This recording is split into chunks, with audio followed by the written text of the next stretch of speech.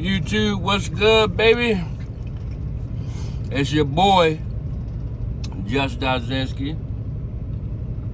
Okay, I just want to talk to you guys, get some interaction about driving in the wintertime. You know, it just occurred to me some of the things that I do also might can help you guys out too. New drivers, even drivers that have been driving for a while. So let's just get right off into it. So in the wintertime, right? Excuse me, we're still under the weather a little bit, so excuse me. So in the wintertime, what I like to do, I plan my trip in advance. No matter what I'm doing, I'm planning my trip in advance, so I know where I'm gonna stop at, what fuel station, if I'm gonna stop at a rest area, anywhere. I'm gonna plan it out so that hopefully everything can go according. You know, it's no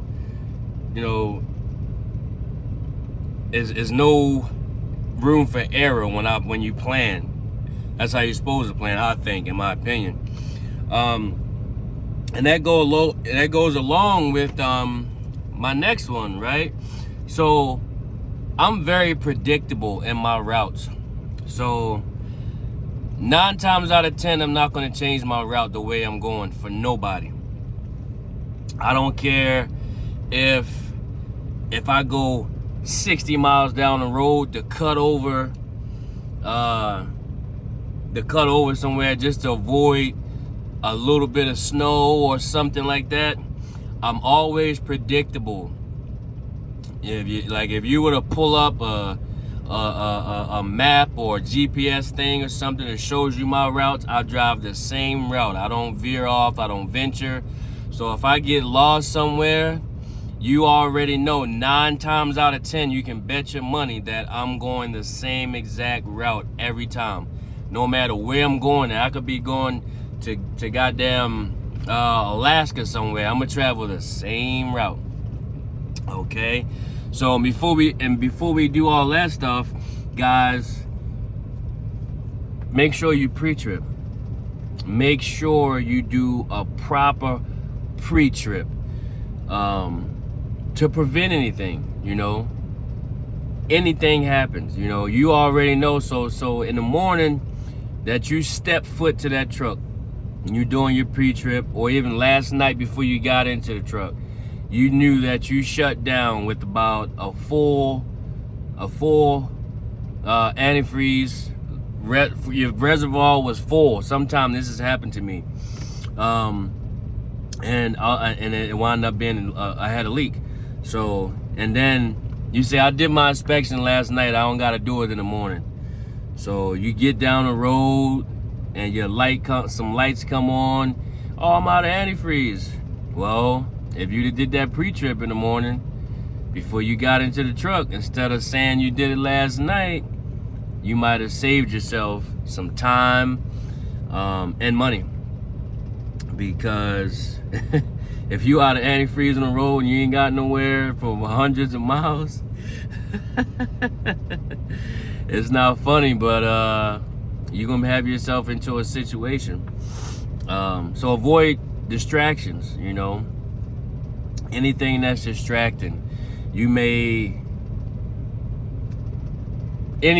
not gonna say anything, but just avoid distractions, guys. Any kind of distraction that you got, avoid them, okay?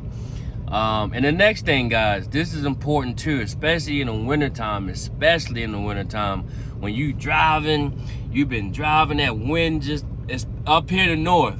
Now, everywhere else, you may not get wind and 30, 40, 50 mile an hour wind with the wind chill. It makes it 50, 60 below. But that wind you got your steering wheel halfway cocked. You've been driving that thing like that for hours on end. Take frequent breaks, guys. Sometimes that helps me. If I've been driving and the wind or whatever just been kicking my tail, especially on a empty, I bring back an empty van or something, and that wind just woo woo. Oh man. So I take adequate breaks. Sometimes, you know, I may take a break and be like, man, I don't feel like I don't feel like tackling this no more, man, because it's just crazy, man. It's crazy, man. So, and along with you know, planning your trip and everything, prepare for road conditions, guys. They change, so just be prepared. You know, look, like I told y'all before, look at your what do I can't, it's on my phone. I use AccuWeather. I look it up and I use ND roads. You can go to South Dakota roads, Wyoming roads, whatever they have in that particular state to see. And then you can look at the cameras and see, get an idea of what the roads look like also. 511, you can call 511, of course. You can call down to your scale house and see how the roads is down there in a particular place. There's a few things that you can do, you know. But I use AccuWeather a lot, and most of the time, it's pretty right. You know, if you have like sometimes I pull doubles in the winter time too. Now, if you're a flatbed, frequent flatbedder, you're just doing your thing in the wintertime, make sure your load is secure. Make sure your load is secure. Because, like, if you so happen to go into a ditch or something like that, or anything can happen, you don't want that load to shift, to try to come off the trailer or none of that. You want that thing secure as possible. So when I say take adequate breaks, that means also get back there, check your equipment, your straps, tighten them down some, you know, and that depends on what you got. Sometimes you may have something that, you know, just a little snug of work also too. But me personally, I don't care what I got on there. I like to tighten. I like to get on there and put them triceps to work, you know. So, but that's just me. And also maintain a safe distance from the other vehicle in front of you. So, you know, you ain't gotta be all up on their ass. You know, give yourself, and it depends. Sometimes in certain situations, if there's, cause I have been on the road where it started snowing and everything, and shit just go haywire, and there's nowhere to stop for a long time. No truck stop, no rest area. So, you know, if it's like that, I'm gonna try to give 2 semi spaces length, because I know it's gonna take me about that to stop. And if it's anything slick on the road, it might take a little more. But 2 semi lengths might help. That'll help out. That definitely help out. So these are just to add on to the other video I did about the winter, people coming up in the winter and everything. So drivers coming up in the north to drive and everything like that. So this is like somewhat a second part to that. So I hope this helps out you and whoever may be listening to this. You don't have to drive semis. You don't have to be a CDL holder.